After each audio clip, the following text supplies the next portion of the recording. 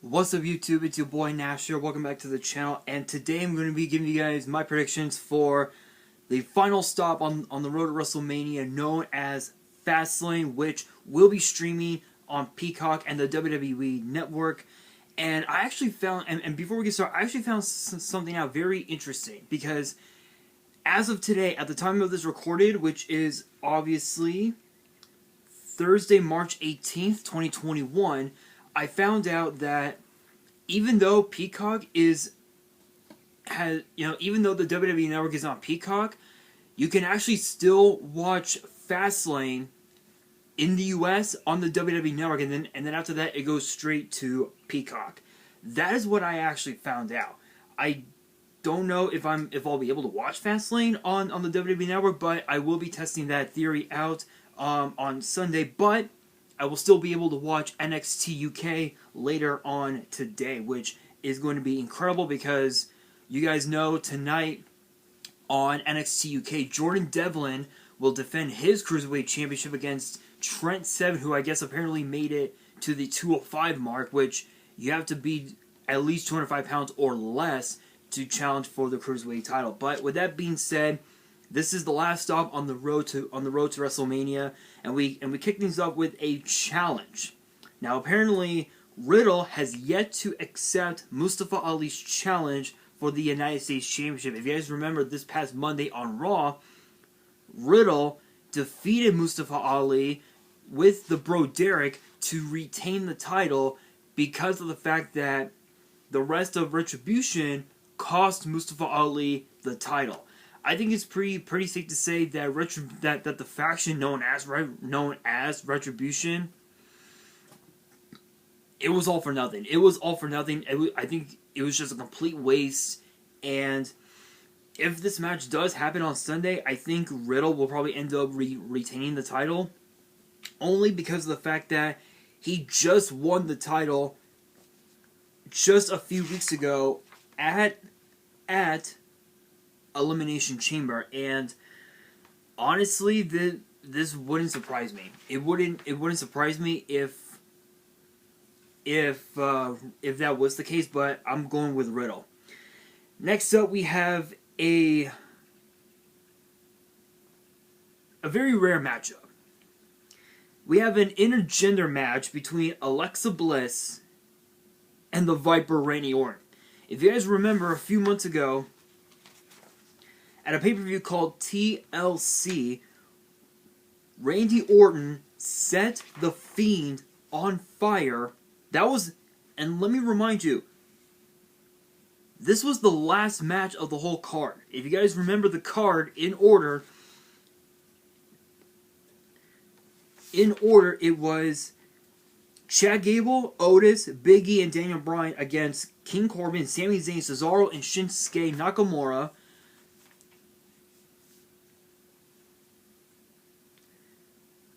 Drew McIntyre versus AJ Styles for the WWE Championship. Sasha Banks versus Carmella for the SmackDown Women's Championship. The Hurt Business versus the New Day for the Raw Tag Titles. Charlotte Flair and Asuka versus Nia Jax and Shayna Baszler for the Women's Tag Titles. Reigns versus Kevin Owens for the Universal title. And then, of course, The Fiend versus Orton in a Firefly Inferno match. Randy Orton set The Fiend on fire, and we had not heard from The Fiend ever since.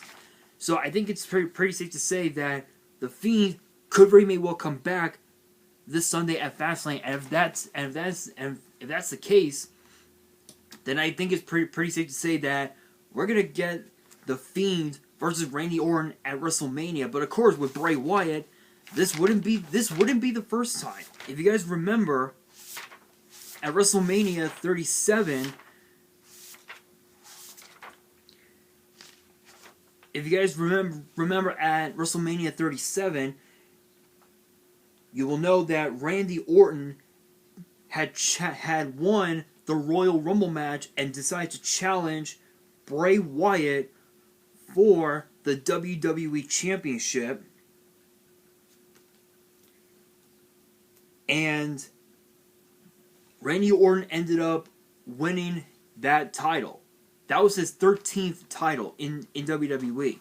So this wouldn't be the first time. But again, if the Fiend does return on Sunday, I think it's pretty safe to say there's going to be retribution, no pun intended, on the mind of the Fiend. But of course, Alexa Bliss told Randy Orton this past Monday on Raw, "Hey, you want me out of your life? You're going to have to kick me out of it." And the emphasis on kick, because if you guys remember, one of Randy Orton's favorite moves is obviously the punt. And that has taken out so many superstars over the years, put them on the injured reserve list for a good amount of time. I don't know. I don't know, guys. I think I can't even call this. This is one that I can't call, because if Randy Orton does kick Alexa Bliss out of his life, the Fiend may end up showing up. But even if he doesn't kick Alexa Bliss, the Fiend will show up either way. So Orton is pretty much screwed either way. So yeah.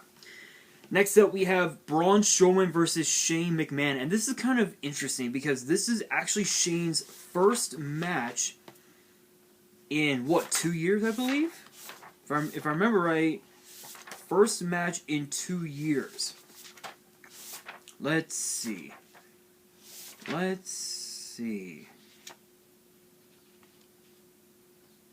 Yeah, I believe his first match in 2 years.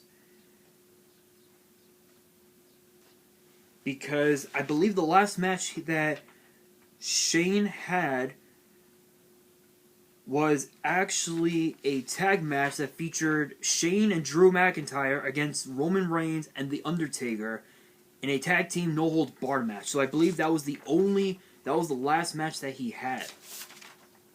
Oh no! Oh wait! No! No! Sorry, no. The last match he had was a ladder match between Kevin Owens and Shane McMahon, where the loser would be fired, and it was a ladder match. So that was his last match in WWE. But of course, we never thought that Shane McMahon would ever come back. We never thought it would be possible, but it's possible. But honestly, it's Shane McMahon. He's trying to get into the mind of Braun Strowman, but it's kind of hard to get into the mind of Braun Strowman when you're poking at Braun Strowman, if that makes sense. I'm gonna have to go with Braun on this one, just because if the longer Shane McMahon pokes at Braun Strowman, the more pissed off Braun will become, and the more pissed off Braun Strowman becomes, the more dangerous he'll become, and that spells bad news for Shane. So I'm going with Braun Strowman on this one. Alright, next up we have Drew McIntyre versus Sheamus in a rematch from not this past Monday, but last week on Raw, where it was Drew McIntyre versus Sheamus in a no DQ match. It went all over the Thunderdome, and it ended in a no contest, because both of them hit each other with steel steps, and Sheamus' head bounced on his steel steps, and Drew McIntyre went over the barricade. So, and it's kind of interesting because we now know that at WrestleMania, Bobby Lashley will defend the WWE Championship against Drew McIntyre at WrestleMania, and I'm curious to see what strategy McIntyre will bring to the table against Lashley, because last year's WrestleMania, he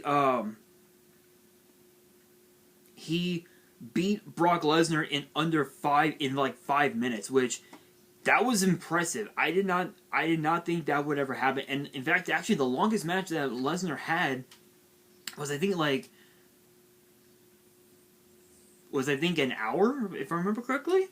If I remember right, I think it was like an hour against Kurt Angle on an episode of SmackDown. But this matchup, Drew McIntyre and Sheamus, they're going to beat the hell out of each other. But, I mean, Drew McIntyre has been on an impressive roll as of late, literally throughout this whole year. You know, throughout 2021 and throughout all of 2020. He has dominated Monday Night Raw with an iron fist, and I think it's going to continue. So I'm picking Drew McIntyre on this one. Next up, we have we have Big E defending his Intercontinental Championship against Apollo Crews, a new and improved Apollo Crews who has embraced his, I guess his Nigerian heritage, his Nigerian heritage, which honestly I love it. I love the new side of Apollo Crews, but the way that he attacked Big E using the steel steps, I think that was just way past overkill. So Big E is out for revenge. He's out to he's out for blood, and I think that could very well be his downfall, which would probably give Apollo Crews the chance to win the Intercontinental title, and this would be his second championship ever in WWE, because if you guys remember his first title, it was the United States Championship, and at SummerSlam,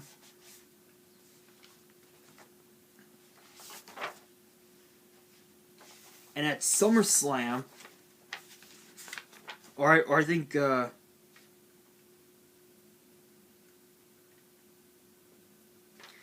so if you remember, on Raw last year, it was,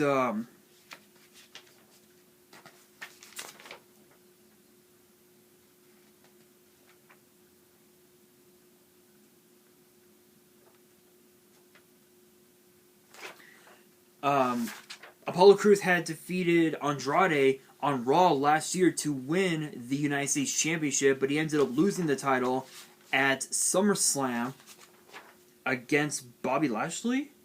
Oh, no, Payback. No, wait, was it Payback? Yeah. Wait, was it Payback? Yeah. It was Payback at a pay-per-view called Payback 1 week after SummerSlam, and Bobby Lashley held the United States Championship ever since, but obviously, again, lost it at Elimination Chamber to Riddle, but this would be his second title ever. If Apollo Crews wins it, I think he will have earned it, but if he wins it by using underhanded tactics, I really don't think he would have earned it. So I'm gonna stick with Big E on this one. Next up, we have Roman Reigns versus Daniel Bryan in a rematch from the Elimination Chamber for the Universal Championship. And what's interesting about this is that tomorrow night on SmackDown, it's going to be Jey Uso versus Edge. And what's interesting about this is that this will be Edge's very first match on SmackDown in over a decade. And the winner will become the special guest enforcer for this matchup. And it's funny because it's very rare we will ever get a special guest enforcer. It's very rare. In fact, I think the special guest the last time we had a special guest enforcer, I want to say it was Shaq, if I remember correctly. I don't remember. It's been a while, but I know that WrestleMania 14 at the TD Garden in Boston, it was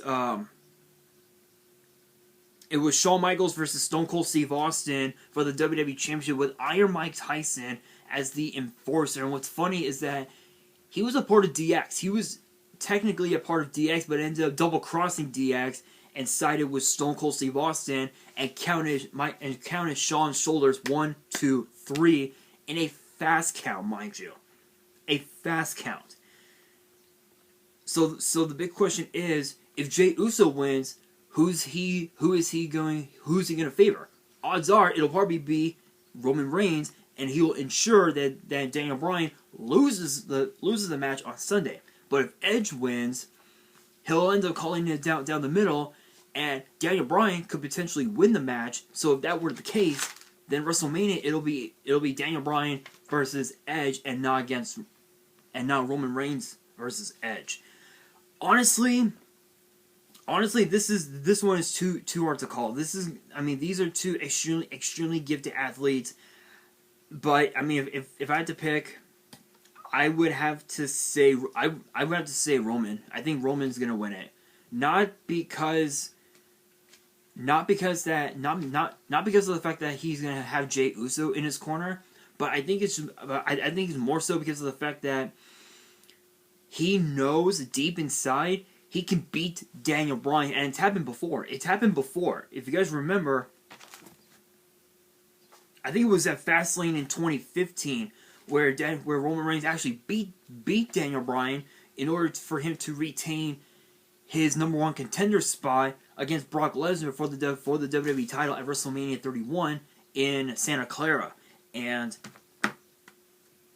I mean, lightning could very may well strike twice, so I am sticking with Roman Reigns on this one. All right, and last but not least, we have Nia Jax and Shayna Baszler defending the women's tag team titles against the SmackDown Women's Champion Sasha Banks and her opponent for WrestleMania, Bianca Belair. And what's interesting is that Bianca and Sasha have had a bit of a falling out as of late, only because of Reginald. And Reginald apparently has a crush on Sasha Banks, but then again, who could blame him? Who could blame him? Not me. I don't blame him. I don't blame him for having a crush on Sasha Banks. I mean, who wouldn't? Who wouldn't have a crush on Sasha Banks? She's an incredible athlete.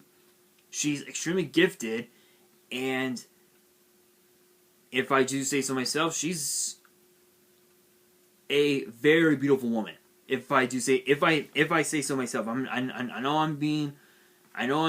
know that some people will probably comment and say that I'm entering stalker, that I'm entering, stalker territory, but I just call it like I see it. But again, who wouldn't blame Reginald? But ever since Reginald got fired by Carmella, Nia Jax took Reggie under her wing, and now he's sided with Jax and Baszler. That could play a very interesting part in Jax's match tomorrow night against Sasha for the SmackDown Women's title, because if Nia Jax beats Sasha Banks tomorrow night, then WrestleMania, it'll be Bianca Belair versus Nia Jax for the SmackDown Women's title. But I really don't see that happening, given the fact that Sasha Banks has always wanted to fight Bianca Belair at a pay-per-view like WrestleMania. So but in this scenario,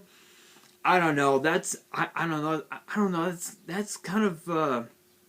I don't know. This is a difficult one, but I would have to say Banks and Belair. I think Banks and Belair are gonna win the titles finally. Alright, you guys, that is gonna do it for this video. Question of the day: what are your guys' predictions for this Sunday's Fastlane card? Let me know in the comments below. And that is going to do it for this video. Hopefully you guys enjoyed. If you did, make sure you guys smash the thumbs up button. If you guys are new to the channel and you guys want more pay-per-view predictions and results, make sure you guys subscribe to the channel and hit the notification bell so you guys don't miss out on any new content that comes your way. And be sure to follow me on Twitter and Instagram. All the links will be down in the description. And if you guys have any fan mail that you want to send me and want me to open up on the channel, you can send me whatever you want. Anything. No, you can send me anything you want. My address will also be in the description as well. And on that, this is your boy Nash, signing out.